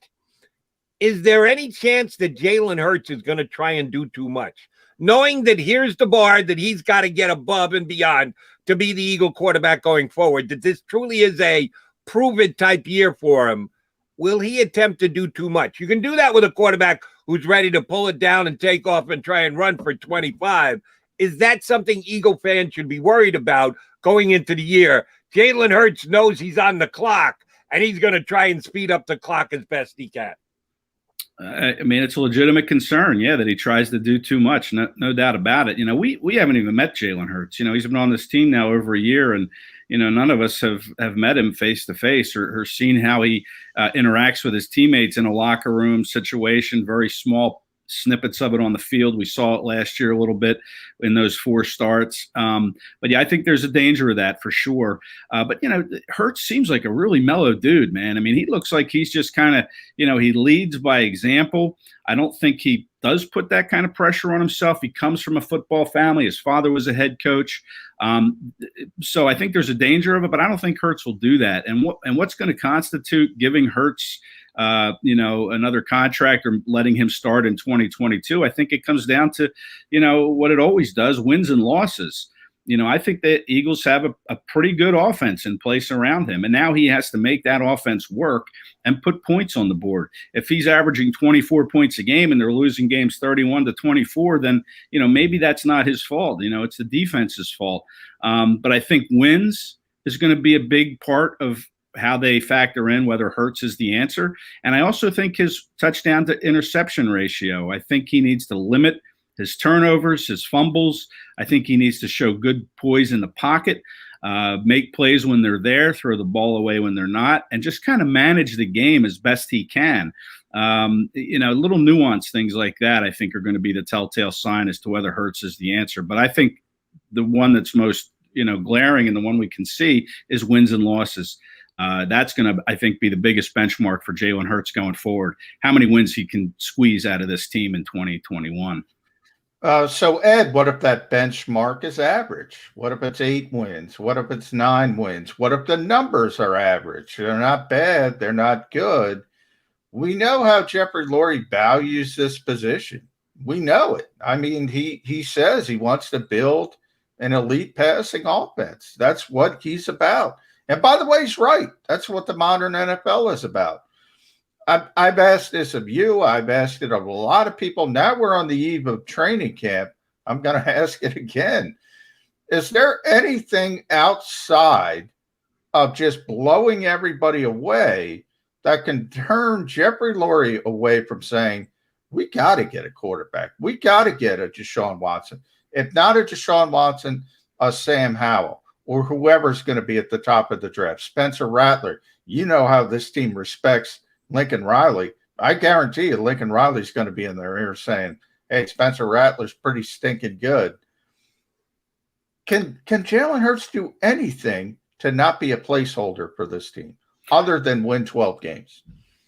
Well, I think there will be other factors than the wins and losses. What if the Eagles win 8 games? They're 8-9, and Jalen Hurts has 28 touchdown passes, 6 rushing, and 10 interceptions. That's pretty good.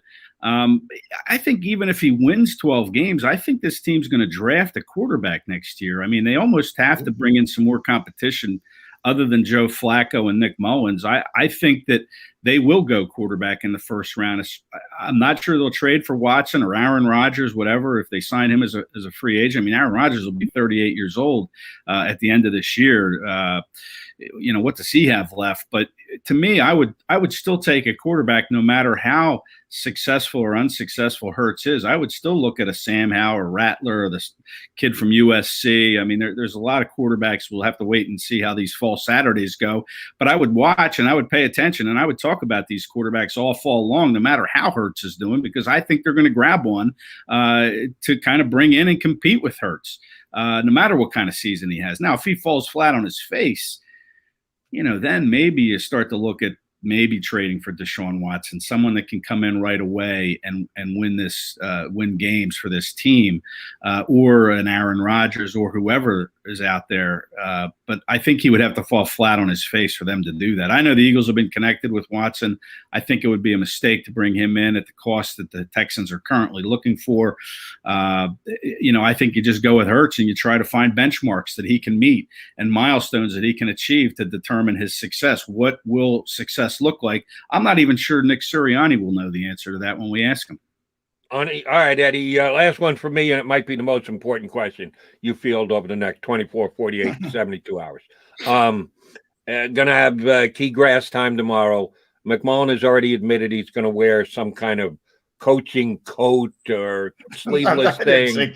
Oh, no. No. Like, he's going to try and dress like a coach. He's going to try and look like a coach on the sidelines, and he's going to be sweating like a stuck pig. But I'm guesstimating here. Where do you get coaching coats? What I don't even know what that is. What'd you call it earlier in the show? You know those Ed, you know those batting practice shorts. Batting practice. Everybody wears them. That's right. What, when he says everybody, all the coaches wear. The coaches he's referring to. So they're coaching coats. I just made that up. I'm probably he's got a batting practice thing on. I'm probably going to break that out day one until I go T-shirt day two, and from that point forward. That's all I said. Well, he's going with a batting practice sleeveless jacket tomorrow, like a stuck pig. He's going to be sweating. Everybody sweats like a stuck pig. That's part of it. So you don't want to be next to McMullen. You don't want to be behind Brandon Lee Gowton because you won't see a damn thing. Right. Is there anyone that you will sidle up next to, either for space purposes or conversational purposes? Do you think you might actually be able to get something above and beyond what your eyes are telling you about the Eagles? Someone who you bantered back and forth with in these workout type situations before that you've seen has given you some insight and or ways to play. By the way, everybody's gone. No, everybody's gone. Yeah. It's going to be a whole new sideline. But, look, Zach Berman, I like sidling up to him. He's very knowledgeable. Plus, he's very short, so he's easy to see over if you're looking at height. Yeah. But Zach's great, very knowledgeable, sees things that I don't always see. I like to pick a lot of guys' brains when I'm on the sideline because you can't see everything. You're watching what you're watching, but you might not be seeing what's going on to your left or your right. So you like to talk to as many people as you can. So there's really not one person but now that I know John's wearing this, these non-whisking batting practice vests, I might steer clear. And I was always told, listen, don't be part of the story, John. You don't want to be part of the story. And if you wear that, that's Jody. Pictures and video, trust me, posting it on social media. Trust me, it's not going to stand out. It is not stand out. I can't believe you guys don't know what I'm talking about. They're very common. I can't even believe that I can't even believe you have your outfit already picked out that you're going to wear to the first day. I don't have it picked out. I said probably that's the way I'm going to go. Jody runs with that. He takes the baton. You know why he took that baton?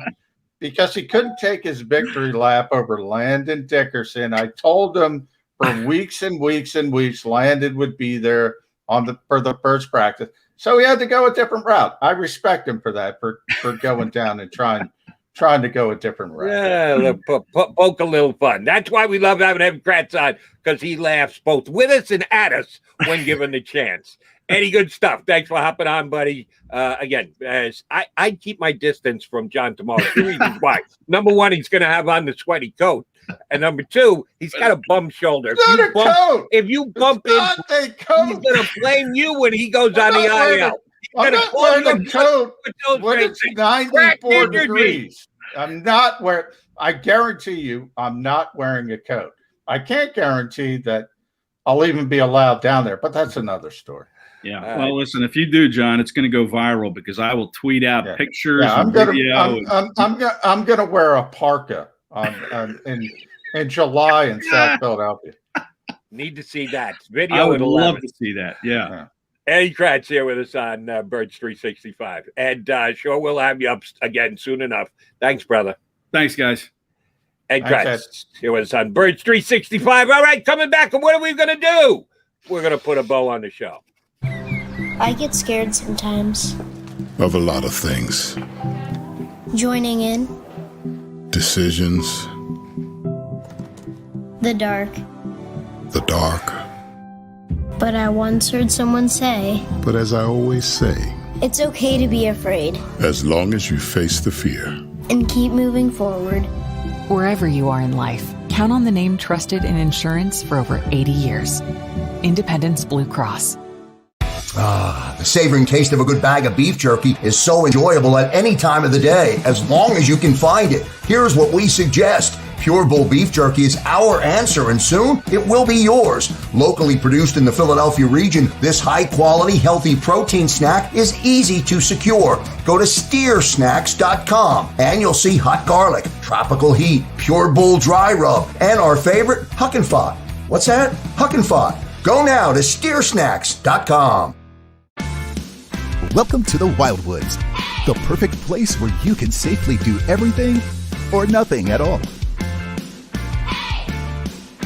Catch a wave, take a nap, go for a drive, grab a bite. It's your vacation, and we're doing everything we can to make it a safe one. The Wildwoods. Your vacation, your way. The International Brotherhood of Electrical Workers, Local Union 98, is a proud sponsor of The Labor Show with JDoc and Kracz every Saturday night from 6 till 8 p.m. IBEW Local 98's highly trained and superbly skilled electricians are the best in the business, setting the highest safety standards in the electrical industry. So when you're planning your next industrial, commercial, or residential project, choose an IBEW Local 98 union contractor. Learn more at ibew98.org.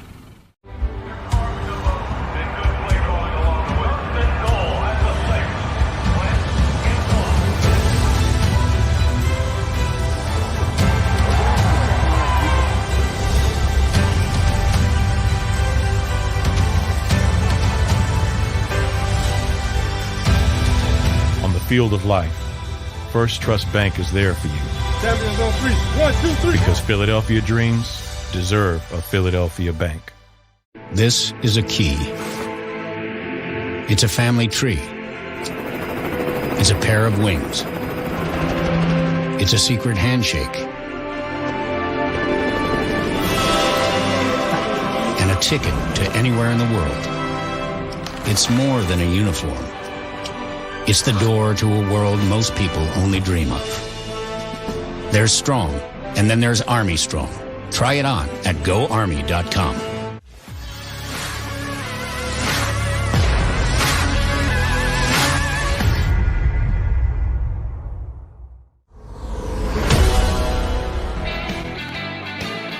All right, last couple of minutes here on Birds 365 with your Mac and Mac guys. And John, take my haberdashery advice with the grain of salt that it should be given, because I am no fashion plate. But if I were you, in order of potential outfits tomorrow, I'd go golf shirt 1, T-shirt 2, Andy Reid like Tommy Bahama 3, and your pullover batting practice. Call it a coat, don't call it a coat, whatever the hell you want to call it. So I probably shouldn't have called it. I probably should have said pullover. Yeah, I think that's what it's called. So I probably described it wrong. Now, who spends more time in the heat, Jody? You've been around baseball your entire life than baseball players. This might be the lightest thing I own, Jody. That's the whole point. Okay. It's who spends more time in the heat than baseball players. Since their game is played during the summer, you're right. They have a lot of it. And managers wear it, but you don't see players wearing it up. And you're neither a manager nor a player. You're just a media guy. So you're going to do whatever the hell you want. I'm just giving you my opinion.